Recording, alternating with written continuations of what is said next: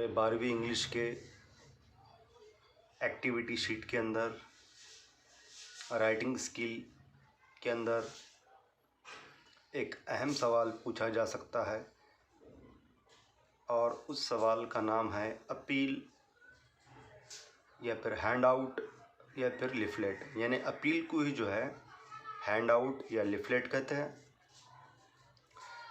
Appeal writing यानी appeal बनाने के लिए आपको 12वीं बोर्ड के इंग्लिश के एक्टिविटी शीट में सवाल आ सकता है कि अपील बनाइए। आपको एक टॉपिक दिया जा सकता है और आपको ये कहा जा सकता है कि इस टॉपिक पर आप अपील बनाइए। तो ये जो अपील है तो इसका मीनिंग क्या है, सबसे पहले हमें ये समझना ज़रूरी है। What is appeal? अपील क्या है? अपील का मीनिंग क्या है? देखिए, appeal is to make a serious and formal request about something to somebody. Appeal क्या है? अपील का मतलब है कि अपील का मतलब ये है कि बहुत ही सीरियस और फॉर्मल रिक्वेस्ट करना, बहुत ही जो है सीरियस अंदाज में और एक फॉर्मल अंदाज में किसी को रिक्वेस्ट करना किसी चीज़ के बारे में, उसे अपील कहते हैं। Appeal is to make a serious and formal request about something to somebody. यानी किसी जो है किसी समाजी मकसद के जो है किसी जो है सोशल एजुकेशनल एनवायरमेंटल या फिर सोशल सर्विस को लेकर जो है आम पब्लिक को जो है सीरियस और फॉर्मल रिक्वेस्ट करना जो है अपील कहलाता है, उसे हम अपील कहते हैं।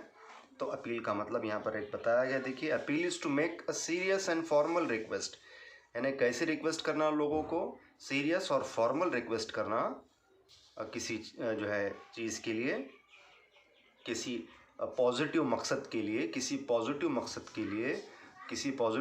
के लिए लोगों को सीरियस और जो है फॉर्मल रिक्वेस्ट करना, तो उसी को जो है अपील कहते हैं। और देखिए सेकंड डेफिनेशन क्या बताई गई है। Appeal is to make a serious request for mercy.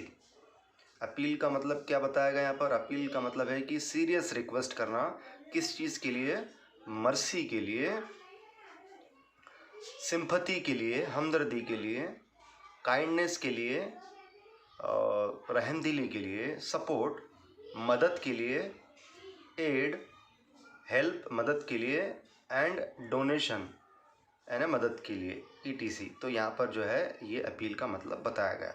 अब देखिए, अपील जब हम लिखेंगे 12वीं बोर्ड के इंग्लिश के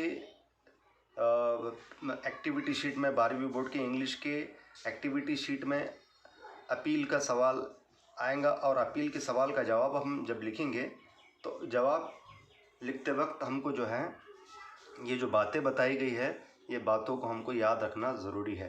तो वही बातें यहाँ पर, कुछ सेलेक्टेड बातें यहाँ पर बताई गई। देखिए, important things to remember. The topic of appeal could be related with social problems, social awareness, public health, environment, donation, social service, social equality and social justice, ETC। तो यहाँ पर ये बात बताया गया है कि जो अपील राइटिंग का जो क्वेश्चन है, अपील राइटिंग का जो टॉपिक है, अपील राइटिंग का जो क्वेश्चन है, उसका ताल्लुक़ किससे रह सकता है? देखिए, यानी आपको 12वीं बोर्ड की इंग्लिश के एक्टिविटी शीट में जब अपील राइटिंग का जब सवाल आएगा और एक टॉपिक दिया जाएगा, तो वो टॉपिक का ताल्लुक़ कौन कौन सी चीज़ों से रह सकता है, एक अंदाज़ा बताया जा रहा है। तो उस टॉपिक का ताल्लुक़ किससे रह सकता है? सोशल प्रॉब्लम से रह सकता है, समाजी प्रॉब्लम्स। सोशल अवेयरनेस, समाजी बेदारी से रह सकता है। पब्लिक हेल्थ, आम लोगों की सेहत से रह सकता है। एनवायरनमेंट, माहौलियात से रह सकता है। डोनेशन से रह सकता है, समाजी खिदमत करने के लिए जो डोनेशंस जो है दिया जाता है, तो वो डोनेशन से रह सकता है। सोशल सर्विस, सामाजिक खिदमत से रह सकता है, सोशल इक्वालिटी समाजी मसावात से रह सकता है, एंड सोशल जस्टिस समाजी इंसाफ से रह सकता है, ETC। तो यानी वो जो टॉपिक है उस टॉपिक का ताल्लुक इन सब चीज़ों से रह सकता है, ये बात बताई जा रही है। Second, appeal must be written briefly in a rectangular box. देखिए बहुत अहम बात बताई गई कि अपील किस में लिखनी चाहिए। अपील जो है, अपील कैसा लिखना चाहिए, ब्रीफली लिखना चाहिए। अपील को कैसा लिखना चाहिए, बहुत ही मुख्तसर लिखना चाहिए, शॉर्ट में लिखना चाहिए।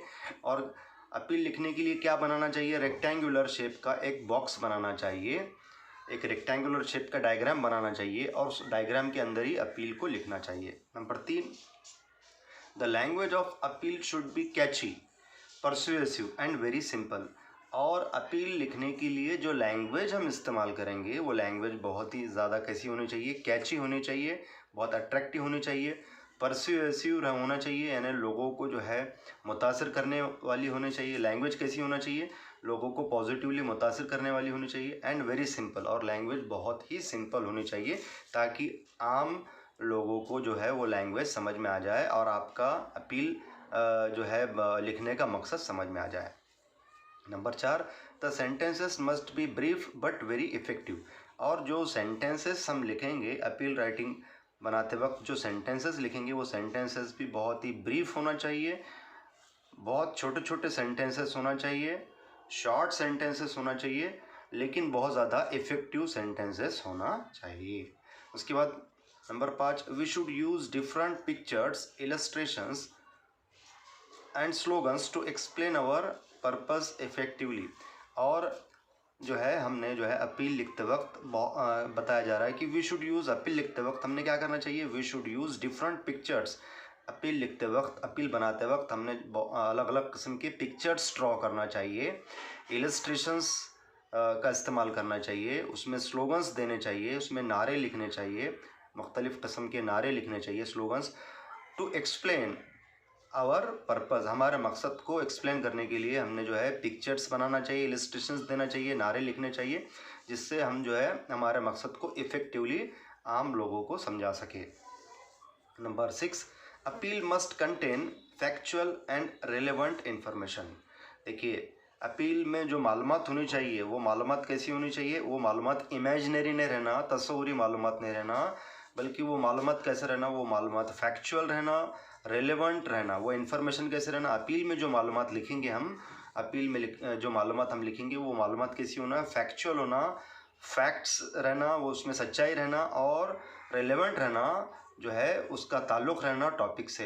यानी अपील के अंदर हम जो है इमेजिनरी मालूमात नहीं लिख सकते हैं। जो मालूमात यानी जो फैक्ट्स हैं, जो फैक्चुअल इन्फॉर्मेशन है, वही इन्फॉर्मेशन हमको अपील में लिखना पड़ता है।